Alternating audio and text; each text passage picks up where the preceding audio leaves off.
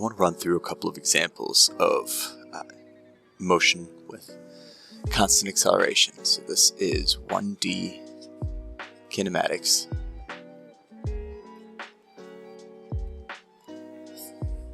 Some examples.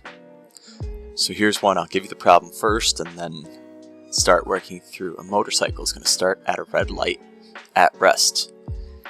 The light's going to turn green and the motorcycle accelerates to a certain speed. We're going to find some information, so I'll write out the problem.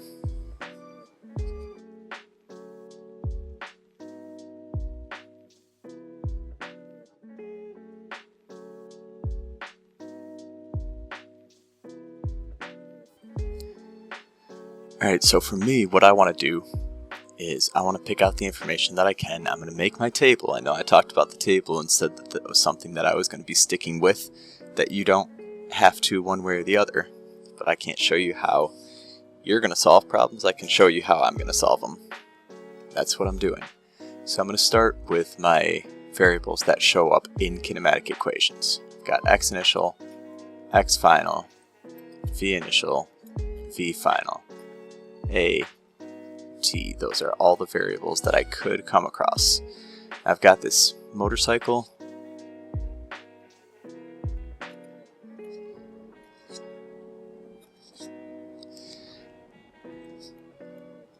It's going to start from rest. From rest tells me that my initial speed, my initial velocity is going to be 0. I can pick anywhere I want to set my coordinate axis. I'm going to make the x-axis be the direction that I'm traveling, and I'm going to have them start right at x equals 0. Light's going to turn green. The motorcycle accelerates at a rate of 7 meters per second squared. Even if that was not preceded by the word accelerates, I've got this unit of meters per second squared that tells me that is an acceleration. So 7 meters per second squared. I'm going to a speed of 63 meters per second. That tells me v final is going to be 63 meters per second.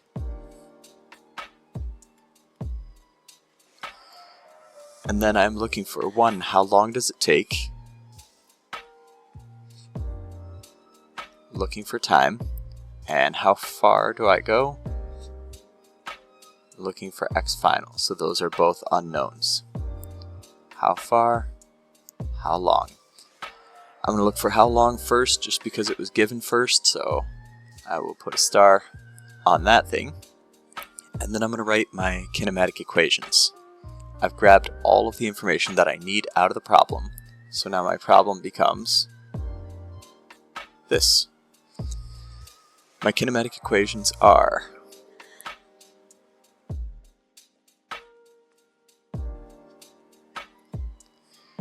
and then I want to write out what's in these equations and what's not. This first one does not have v final. The second one does not have anything about x. The third one does not have anything about t. This is the starting point that I like. Now looking at this, I'm looking for the time. I have information about v initial, v final, acceleration, but I don't have information about x final. I like equation 2 here because it doesn't need me to have information about x final. It does have t in the equation. I have to have the variable in there that I'm solving for. So t is in the equation, x final is not. That's going to work out just fine. So I'm going to start with equation 2. V final is v initial plus acceleration times time, which was my unknown. I'm looking for time. My initial velocity is 0.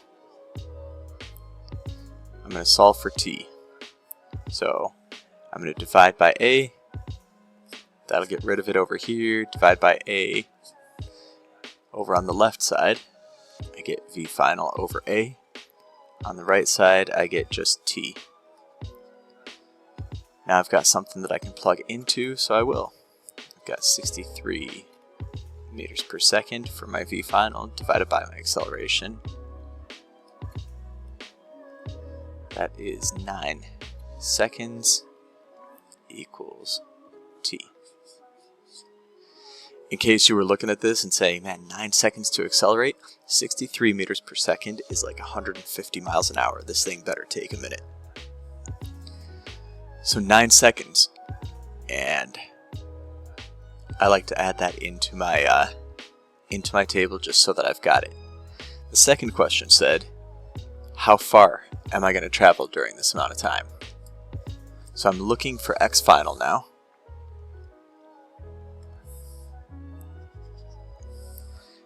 And I have all the rest of my table. If I have the rest of my table, I can really use any equation.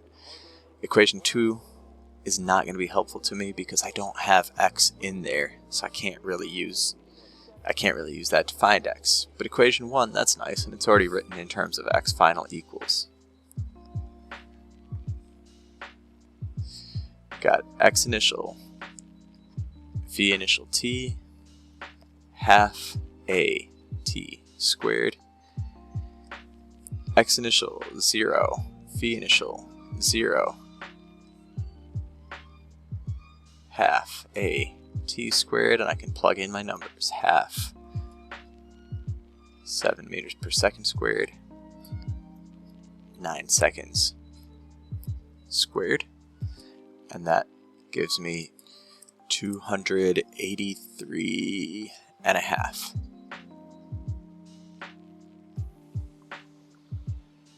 Meters, because I'm looking for that x final, and because my units work out that way. That's it. That's the whole problem. Maybe I want to do a little bit more with this, and I'm going to say now I'm moving along at 63 meters per second, and I want to come to a stop. Experience says I can do this reasonably safely in 10 seconds. So how far do I travel during the process? I'll write that question out too.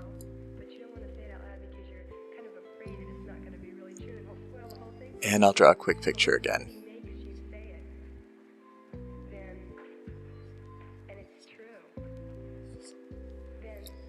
I am moving along at 63 meters per second. That's what I had from the end of the last problem. And I'm going to come to some spot.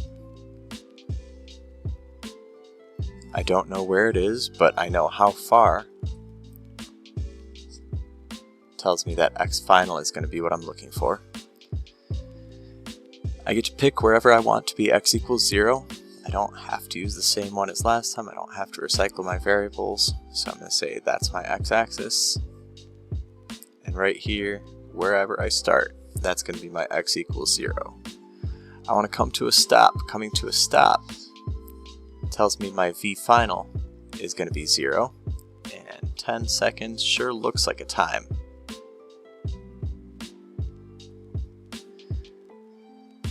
So I can set up my table again. Slide this thing over. And I can fill in what values I have. X initial is 0, I said I can pick that anywhere, and I am. X final, I don't know. But I'd sure like to, that's what I'm being asked to find. V initial, I'm going at my 63 meters per second. I would have to be told that this is part of the previous problem, so that the final speed from the first part becomes the initial speed for the second, or I'd have to be given the speed here. I'm hoping that in this format that you can see that that's what it would be. I'm coming to a stop, so my final velocity is 0. My acceleration, I don't know. My time is 10 seconds. Here we go. Equations again.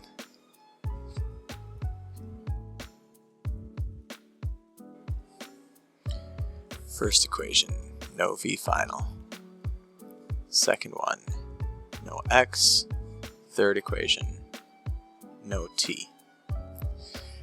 I am looking for x final. I don't know any of the rest. I don't know the acceleration, but I know some values. If I need x final, then I can use equation 1 or equation 3. I I can't really use equation 2 to solve for x final because x isn't in there. There's a problem. Equation 1 requires the acceleration, equation 3 requires the acceleration. I don't have the acceleration, so I'm going to need to find the acceleration first. To find the acceleration, I'm going to actually use equation 2 because it doesn't require me to know x, and I don't. So equation 2, v final equals v initial plus acceleration, which I don't know, times time.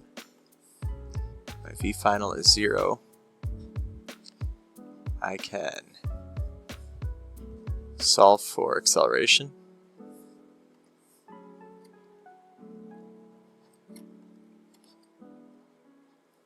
And plug in my values.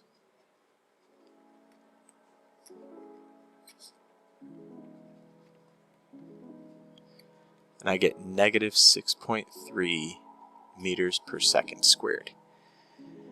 It is a negative number, but that makes sense to me because I'm moving with a positive velocity. I'm moving in the positive direction, and I'm slowing down. So my acceleration actually better be a negative number.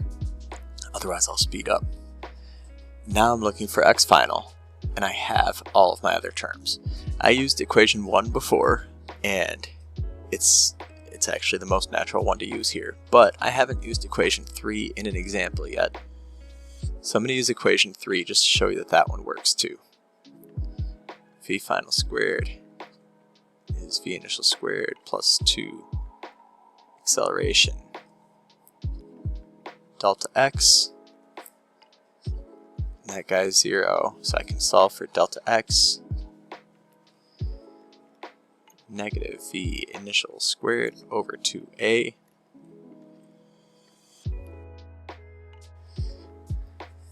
And my acceleration was a negative number. So when I do this and punch in, I get 315 meters. That's how long it's going to take me to come to a stop. And that's it. Those are a couple examples of how to use these kinematic equations with constant acceleration.